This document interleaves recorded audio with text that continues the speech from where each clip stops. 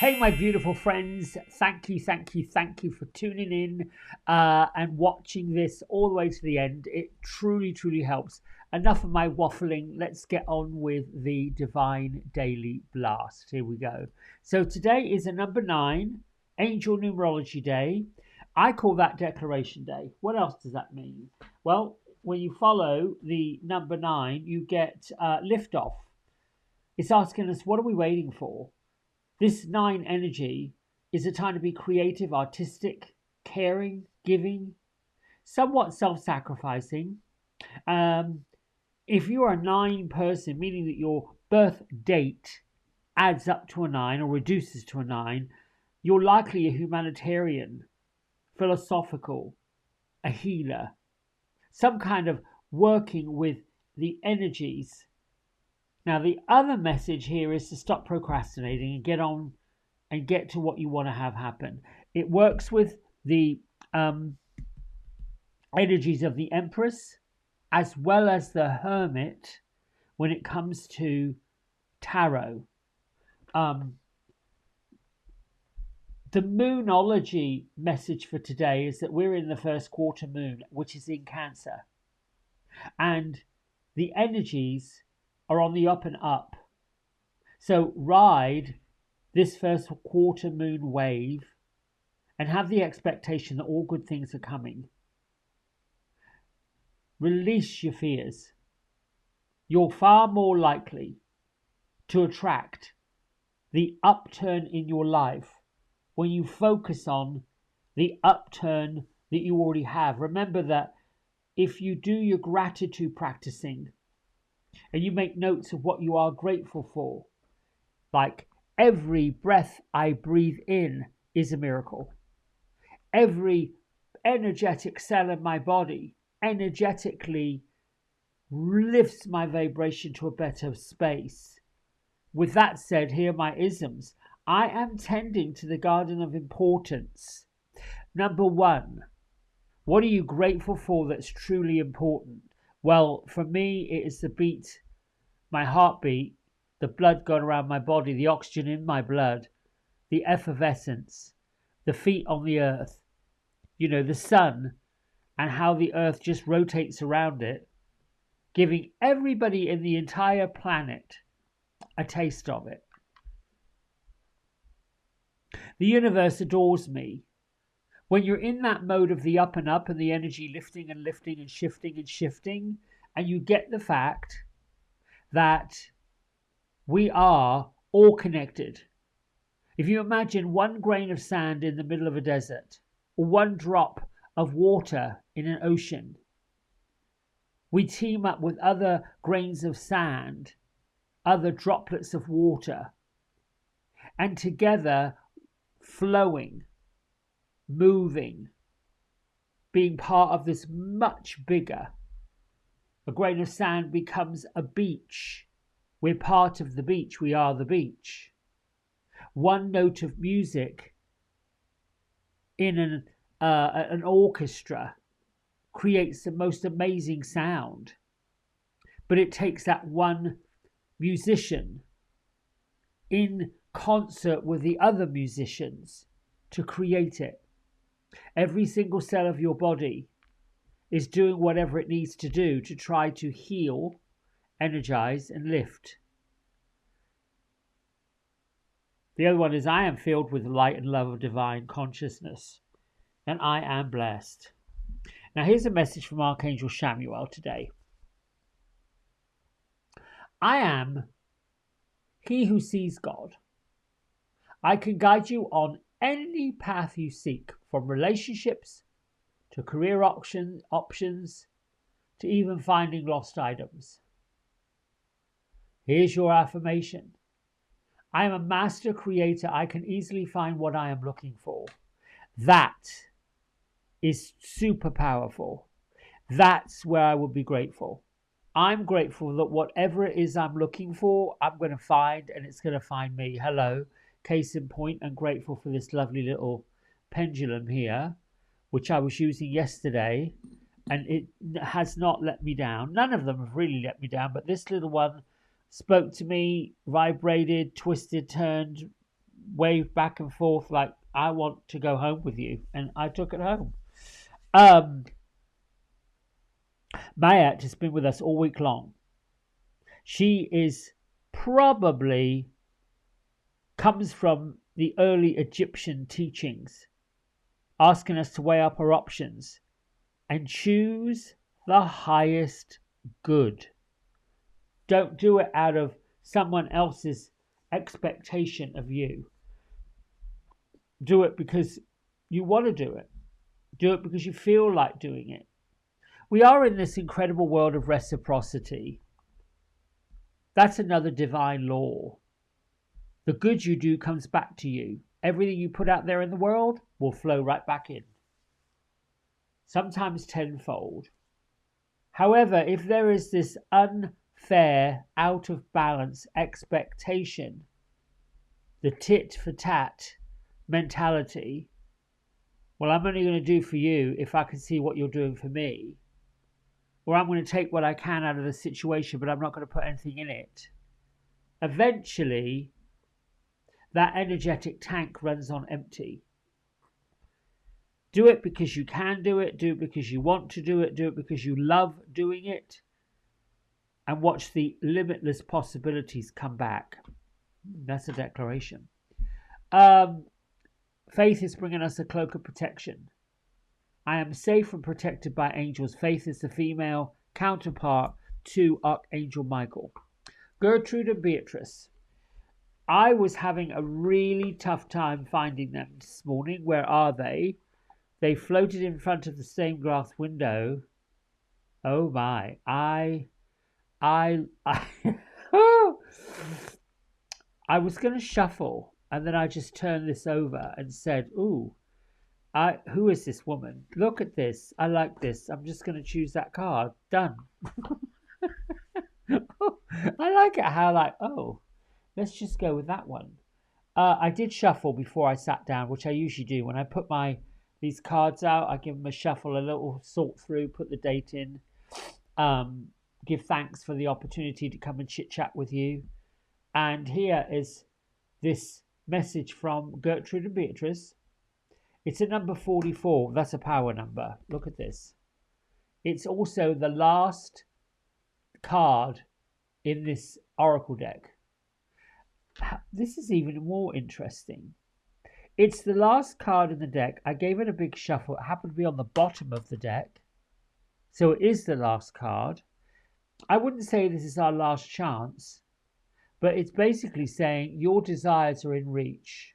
Whoops, sorry. Where is this? Why is this? There you go. This is the declaration. I declare that my desires are within reach. I can see them. She's got the sun behind her and every single color of the spectrum working. On her heart space, she has the guardian angel and faith, patience, excitement, relief.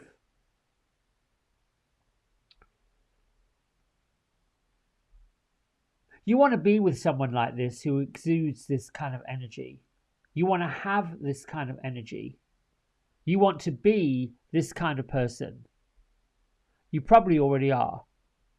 So now if I turn it upside down and read the shadow part of it, not that we're going there because we picked it up the way it was supposed to be.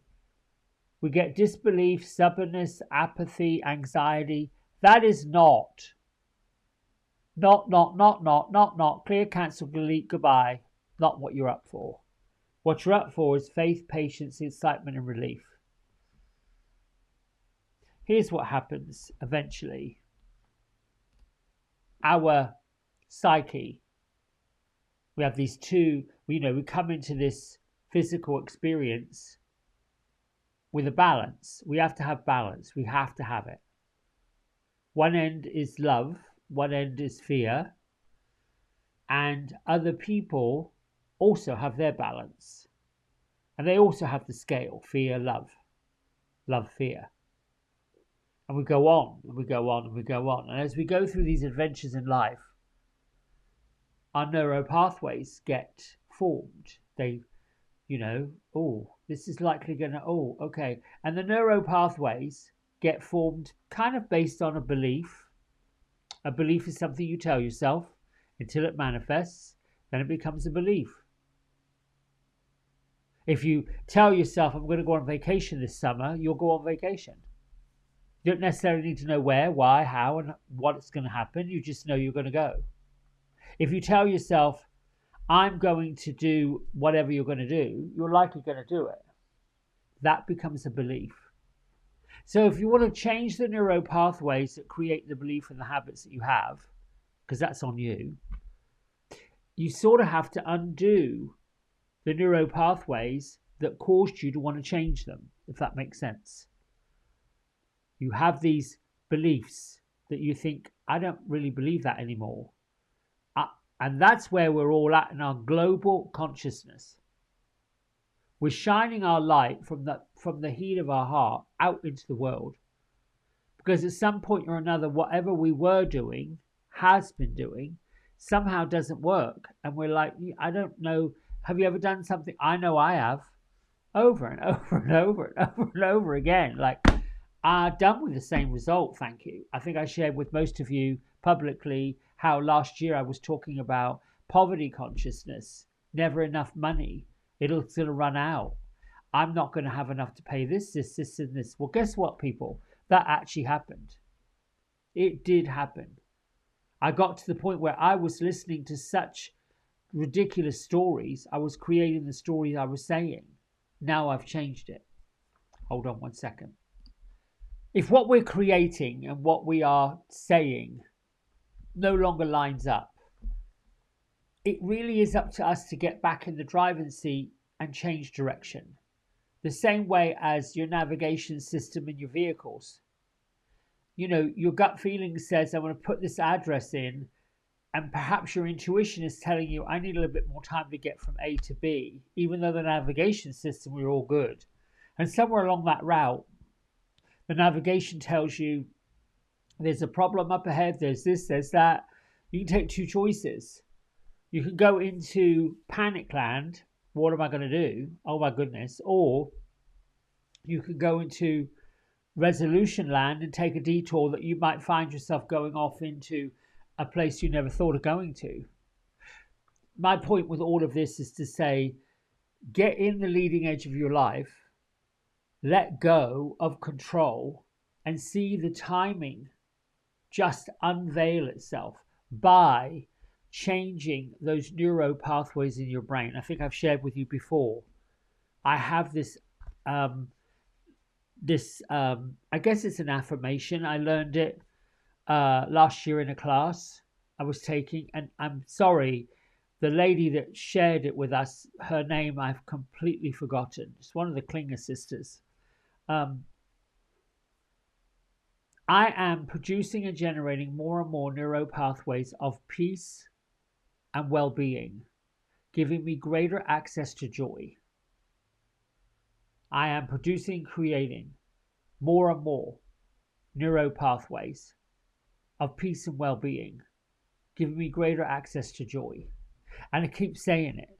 Now, at first, when I first doing, it was greater access to money. It was greater access to whatever. It was greater access to something, health, this, that, the other, whatever it was I felt like on a physical level I needed to create. Then it just became joy. Because nothing is more important to me, to you, to us, to the world, is that we feel good. Is that we look for better feeling thoughts. More joyful ways of living, more joyful ways of being.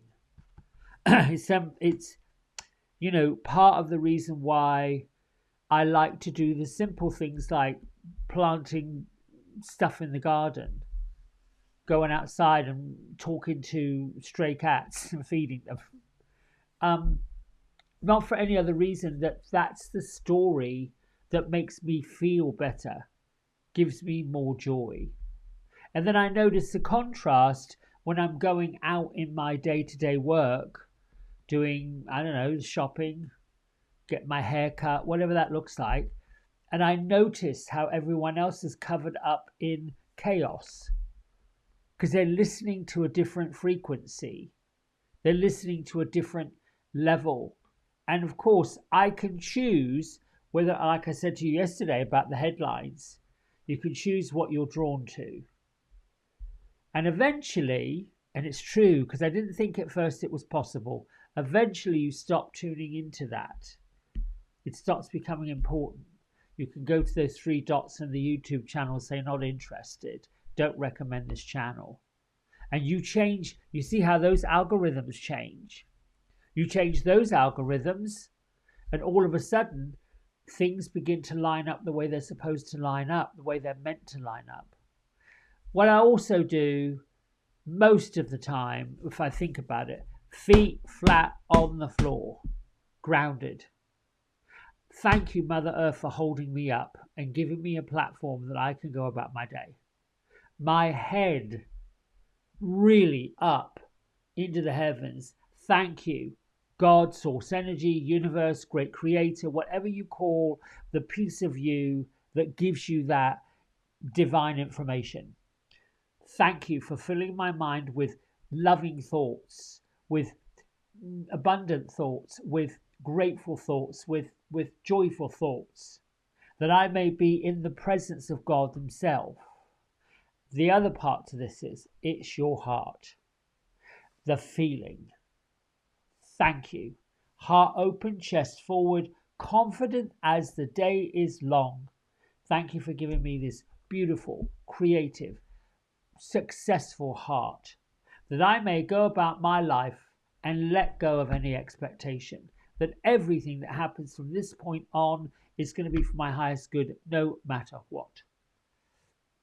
It's a little, I have to say, and I'll let you go, it's a bit cheeky because when you start adopting this and you start going around with that kind of like, ooh, that bit of swagger, people are not quite sure what to make of it. And that's okay too. Some people may not like it. Have you been around people? Yeah, I have. Well, you're in the kind of the doldrums of doubt and despair, and it's not. I mean, it is a bit challenging because you can come across people that really are in the ditch of despondency. They're in it. They've got so much going on. Then all you can do is hold space. All I could do then is say, what can I do to give you love and compassion, to allow you to have the space to do whatever this grieving is, whatever this feeling is. Get in there, feel it, let it out. Because outward, you let go of it. I think that's it from me. Gertrude and Beatrice are on the beach. They're just showing me that the sun is not quite up, and they're watching the waves lapping across the shore. Gertrude has her bucket and a little plastic thing, and she's flinging sand everywhere or digging. Don't know. She's covered in sand. Beatrice is saying, take it all in. Take in all of this nature. Take in all that's available to you. And they both love you, as I love you. Until tomorrow, big love. Bye for now.